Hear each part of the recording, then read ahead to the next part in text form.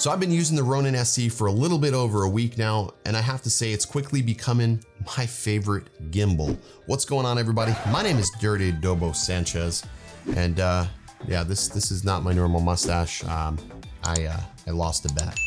But if you do like drone and tech related content, all I ask is that you either smash that like button or subscribe to this channel, because either or you choose, it's totally free. So I like to review things way after the hype, like let all the initial videos sort of settle down to really determine whether or not this product is actually worth it. And the short answer to this, if you don't want to stick around for this whole video, is yes, this gimbal is worth it. Few caveats, few things a little bit different than the Ronin-s.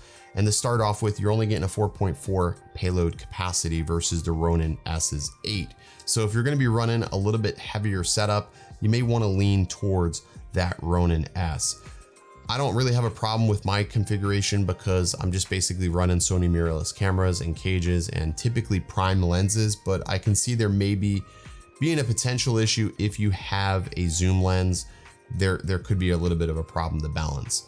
They did make some sacrifices on this gimbal by using a little bit more plastic. That also helps keep the weight down, but for everything that they took away, they sort of gave something that the Ronin-s doesn't have, and you do have the ability now to lock each individual axis, which makes transport in this gimbal far easier. It's also a smaller footprint, which means I can essentially take this off and throw this in a bag and still keep it balanced, which I couldn't really do that with the Ronin-s because of how tall it is.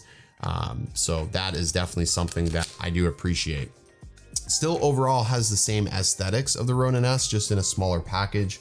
Some things you're gonna probably not like is the fact that the battery grips are not interchangeable between the Ronin-s. So like I have 2 battery grips for my S, and yeah, I can't interchange them. Also, there was a charging, like an adapter for the Ronin-s. I can't use that on here to be able to charge this grip when the gimbal is not all fully set up. This is one thing I would like to see DJI change, is put the USB-C plug down here at the bottom so we can just charge the grip without this camera all configured and the whole rig set up. That's just one small bummer, but it's not a deal breaker. And I mean, it's okay. I'll probably not buy another grip. I bought 2 grips with my Ronin-s and I've never ran my battery that dry. So this battery lasts 11 hours, which is only an hour less than the Ronin-s, which is pretty darn good for its size. They made some interesting changes up here to how you actually mount your camera, which is, it's sort of strange.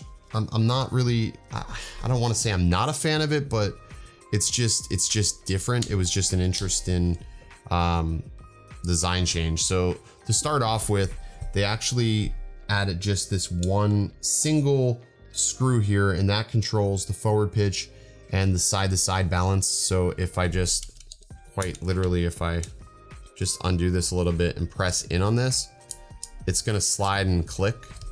And then I can also go ahead and balance the forward to backwards motion.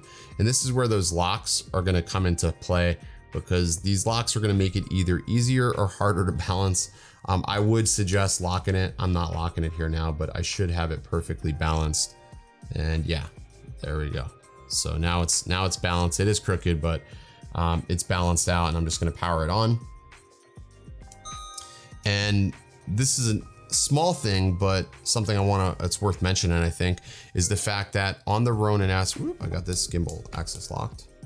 On the Ronin-s, you have to power the battery on first, then power the gimbal on. With the SC, all I have to do is simply power on the gimbal, and I don't have to power the battery on. The battery also auto shuts down when I shut the gimbal off. That was one of the things that I would find, that was how I typically killed my battery, is I forgot to turn my battery off on the Ronin-s. But with this, I don't have that problem. I think it does really well, and especially for somebody who's never used a gimbal, it's super light and just really easy to manipulate. And I went ahead and shot some clips with my daughter and family out in Tampa by Riverwalk and gave her the gimbal, and this was what we were able to get yesterday.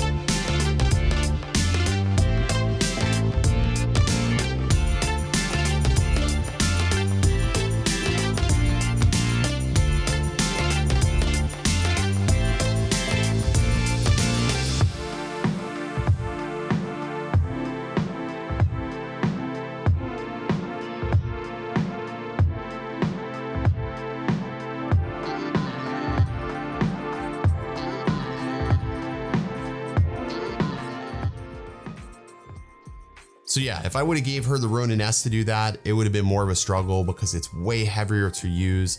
And you can see in a lot of those clips, we're running pretty fast and there's no post stabilization done to any of those. Some clips were sped up, some clips were showed slow down. So with the slowdown clips, if you look closely, you may be able to see some micro jitters and things like that. But all in all, really, really impressed with this. Now there are some interesting pollard tricks that this gimbal can do. Obviously there's an attachment that we can put on top of this camera and you can use like auto track or whatever, active track. I don't use things like that. I prefer to manually track my subjects with the gimbal. I just find that that is much more beneficial to me. And in the end, I'm gonna get the shot I typically want much more than if I relied on some algorithm to do the shot. But if you can't tell, I do like this gimbal. I'm gonna start using this over my Ronin-sc just because this is a lot easier to use. It's simpler to configure. And in the application, there's not all these crazy settings that you have to go through. I've just basically set everything to low, did an auto tune when I changed the lens, and done. That was literally all I did. There's no active track or anything that we have to turn on. There's just nothing. There's no smooth track. There's no crazy, fine tuning, trial by fire type of stuff like the Ronin-sc. This is the easier gimbal to balance and just use.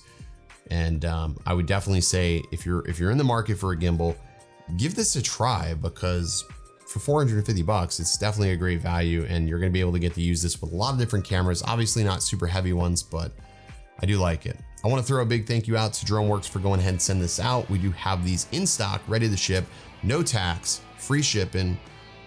What are you waiting for? Check it out in the link down below, droneworks.com. Make sure you tell them that Dirty Dobo, no, don't say that. Just tell them Dobo sent you. And yeah, anyways, guys, I hope you enjoyed this video. I want to keep it pretty simple, straightforward. I'm gonna have more in-depth videos on this, but for the first one, I just wanted to keep it pretty simple for y'all. And as always, stay original. Taking it to the top.